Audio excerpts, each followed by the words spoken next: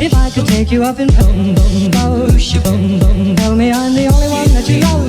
Life could be a dream, sweetheart. Life could be a dream. Plans would come true. And my whole life loving you. Life could be a dream, sweetheart. Hello, hello again. Shaboom, and hoping we'll meet again. Oh, life.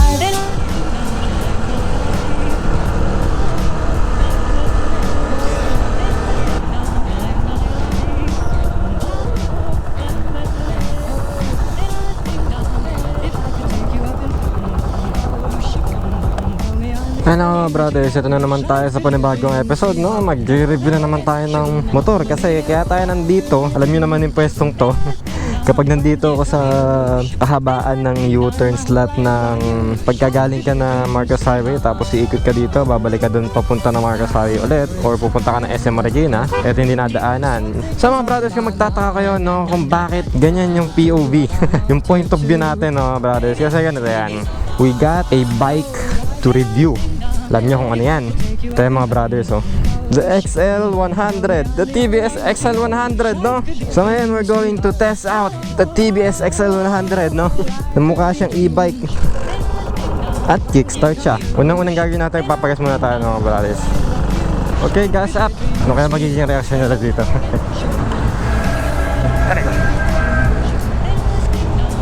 Ikaw nang gusto nyo? 50 49 56, pwede na. So mga brothers, no, pag-usapan natin yung looks nito. Kung ano yung makikita nyo sa motor na to. Yung tangke, syempre nasa harapan. Nakita nyo naman na nagpagis ako ngayon lang.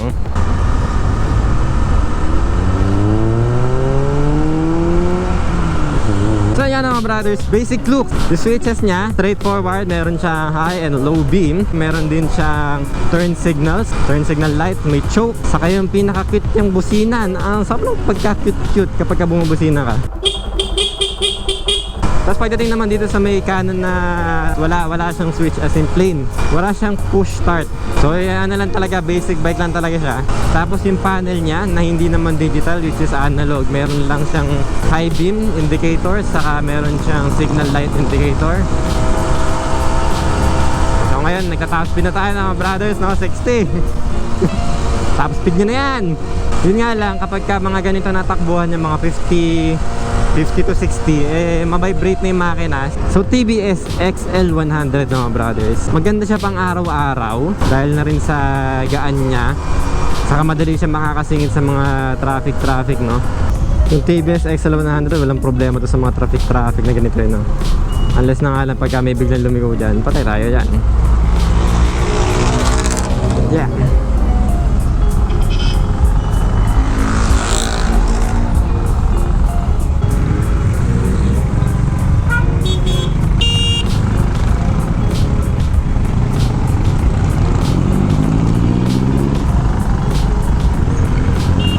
O diba, mission accomplished. Traffic pa lang doon.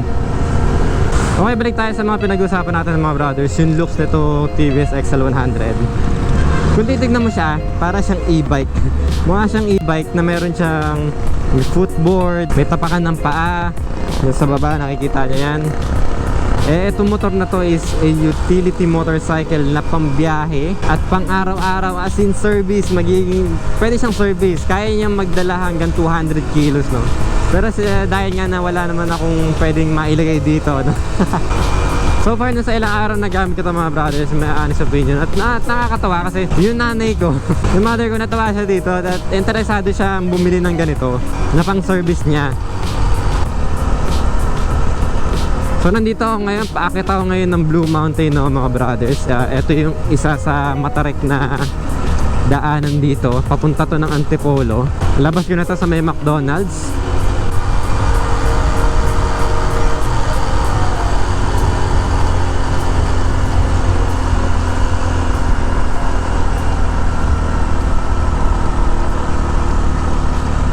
Kapag ka mga ganitong ahonan mga brothers, ang tinatakbo nyo na lang is usually nasa 20 to 30.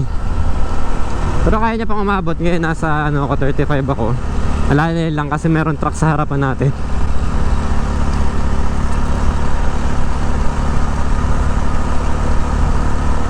So akyatan level 1 pasado.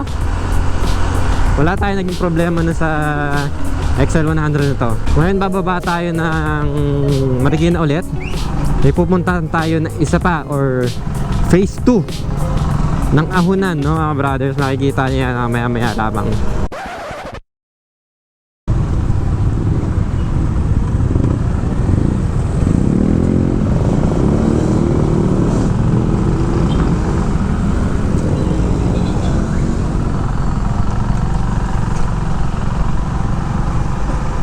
Yan, dito na tayo. Papunta tayo ng rough road part. Meron din namang rough road doon pero napaka minimal. Since na itong dadaanan natin na to is talagang rough road kung rough road ang daanan Kung matatandaan nyo mga brothers, dito rin kami dumaan dati ni Smash Adventure. Nag-shoot kami dito sa may shotgun.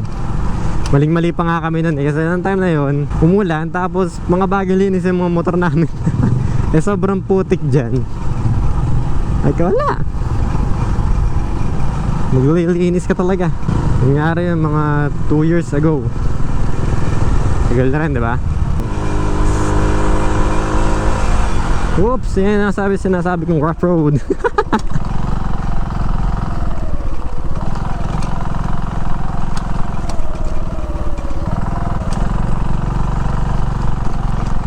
Masasabi natin na walang problema. Putya na ito. Naka spoke wheels pa to. Derayos. So okay, so alright. Boom. Idaan natin sa mga lalabak. Yun no.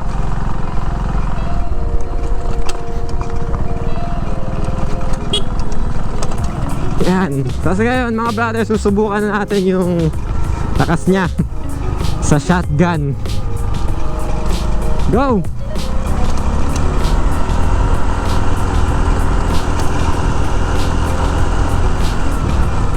Ingat-ingat nga dito kasi mga truck yung mga nandito dumadaan Ano lang tayo, papasada lang tayo ng isang diretso. Tapos babalik na rin tayo. Mga malalaking truck ang nagsisidaanan lagi dito Ayun may ginagawa sila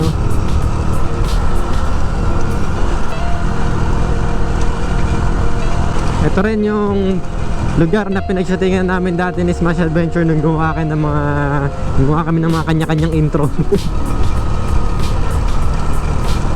Patrik na ng patrik yan brothers nyo.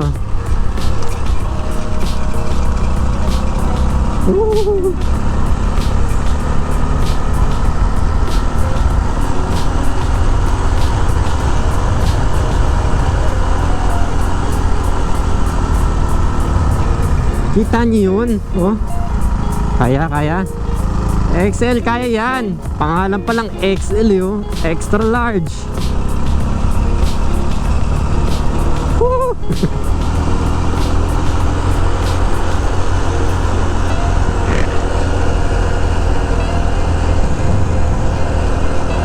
Pa, sa pangsiko.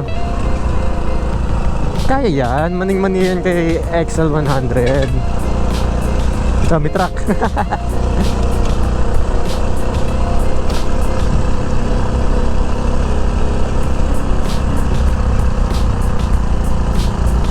There's a Dodge.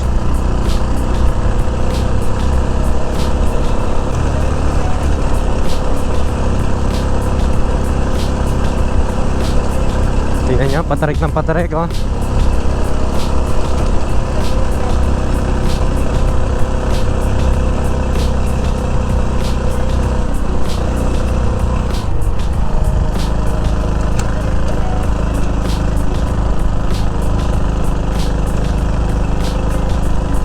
kabaganan lang pagka mga ganitong ahunan na kasi nasa 20. Kailangan natin bigyan ng hangin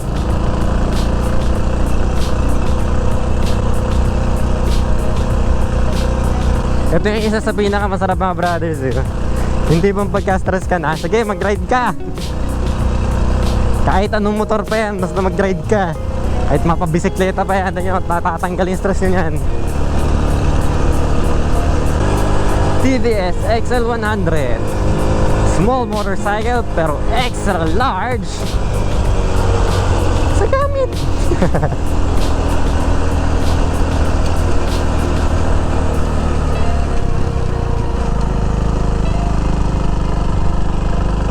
Hop, 20. Takbong etneb.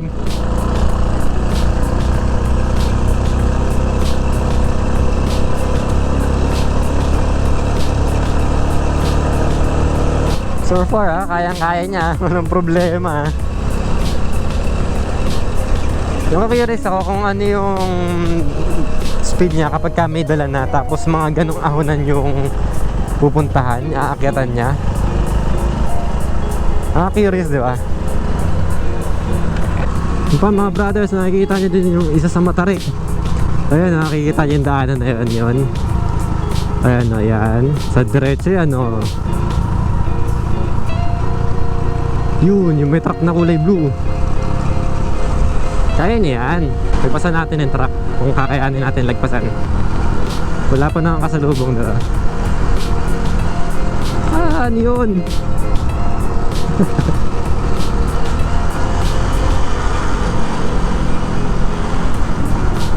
Paunahin natin yung truck, bigyan natin ng leeway.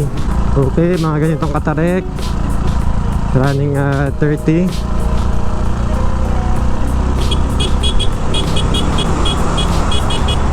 Sino lang. Running 30. Ganito katarek. Walang halong biro sa sobrang tarek, men. Ultimo yung mga nagbibisikleta dito, mahirapan. No, yakang yaka. Yan, dito na tayo sa endpoint, mga brothers, no? Ayan na, makikita nyo din yung isa sa tinitignan ng mga tao, yung ano na yan. Yung scarecrow na yan.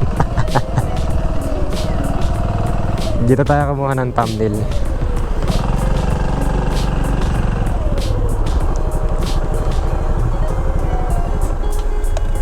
Kuha tayong thumbnail dito.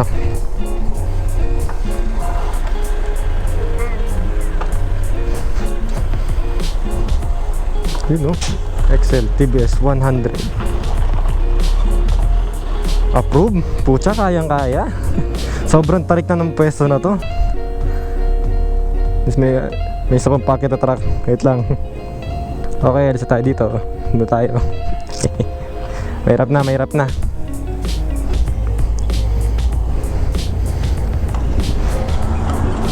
Tignan nyo naman, mga truck yan na goodness.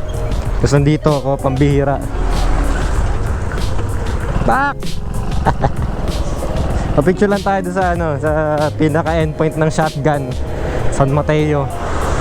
Tapos good to go na yan. So doon na tayo pumesa sa may bandang baba. Basta di ba?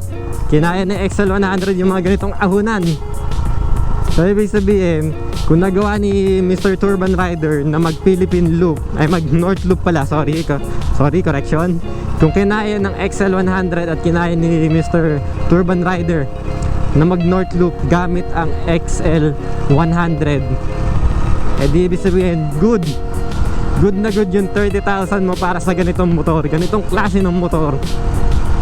Men, alagaan mo lang na mabuti yung motor mo, makikita mo yan ng ilang taon. Ngayon, babalik tayo dun sa may pinanggalingan natin. So, quick recap tayo ng mga brothers. Gamit natin tong XL100 sa buong vlog na to. Pinakita natin na kung ano yung mga specs nito, pinakita ko sa inyo. Inisa-isa natin yung mga features nito. Kung titignan nyo, or sa madaling salita, this is a straight forward service or utility bike na talagang pakikinabangan mo dahil sa sobrang mura na rin nito. Sa tingin ko mapapabili ka rin talaga. Yung mother ko nga gusto niya nito eh.